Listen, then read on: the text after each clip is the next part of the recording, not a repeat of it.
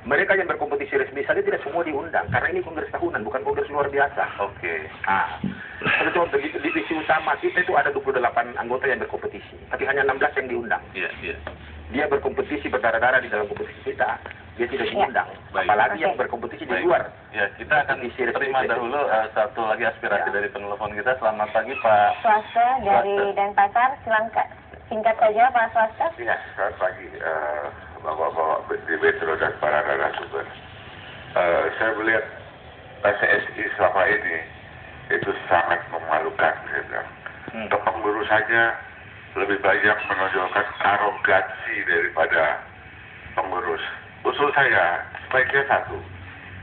Yang pertama, bubarkan saja PSSI. Untuk apa menghabiskan duit rakyat sekian banyak yang tidak bisa membuat satu prestasi yang sangat membanggakan. Ya. Jumlah penduduk kita 240 juta. Hanya mencari 22 pemain yang layak bermain di internasional saja kita tidak mampu. Kenapa? Para pengurus sendiri sibuk dengan ribut sini, ribut sana. Saya yakin buntut dari keributan itu adalah uang dan uang. Baik. Itu saja. Terima kasih Pak Swasta untuk aspirasi dari Anda. Selamat pagi. Ini saya ingin ke Mas Towel tahu. Saya terus terang menangkap kesan bahwa belum ada semangat untuk benar-benar mempersatukan sepak bola kita. Kalau tadi masih tetap berkutat pada aturan atau status. Ada anggota yang tidak berkompetisi resmi di kompetisi resmi, padahal dia masih anggota. Ada kongres tahunan dan ada kongres luar biasa. Padahal pengurus yang ini pun dibentuk lewat kongres luar biasa. Jadi harusnya kongres luar biasa tidak haram, tapi juga kalau bisa tidak usah ditempuh itu kan. Apa solusinya, Mas Towel? Jadi memang betul tidak ada semacam hal yang tadi seperti yang Anda sebutkan. Saya mau bilang seperti ini, yang tidak berkompetisi resmi tidak diundang. Yang belakangan terungkap di media, termasuk media Indonesia juga mengatakan bahwa ada surat dari PSSI mengirimkan kepada FIFA menyatakan bahwa kompetisi IPL itu diikuti oleh klub-klub ISL. Kompetisinya IPL tapi ikut adalah klub-klub ISL. Monggo kebenarannya silahkan, karena itu yang terlansir di media-media. Ada surat seperti itu yang dilansirkan. Saya mau bicara lagi soal sepak bola, soal kekalahan ini. Kenapa ini menjadi penting? Ini menjadi stres. Skor yang begitu besar dalam sejarah terakhir kita 7-4 kalah 0-9 dari Denmark dalam sebuah friendly 38 tahun. Baru sekarang kita kalah lagi dengan secara telak. Ini nggak boleh sederhana, ini nggak boleh diam. Nggak boleh hanya dengan bahasa slogan ini cambuk dan segala macam. Bangsa kita ini udah kenyang kayak begitu loh. Kita kayak jadi bodoh bangsa kita ini, hanya bicara seperti itu.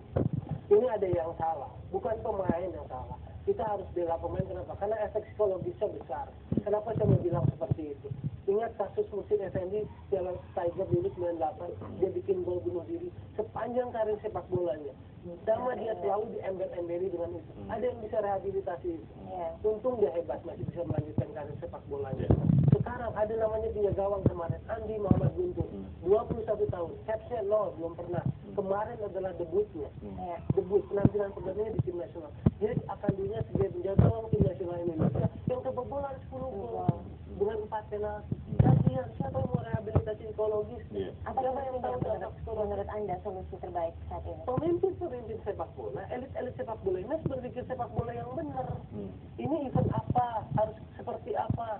Dan berpikir bangsa mungkin ya. Dan apakah kongres luar biasa memang perlu dilakukan?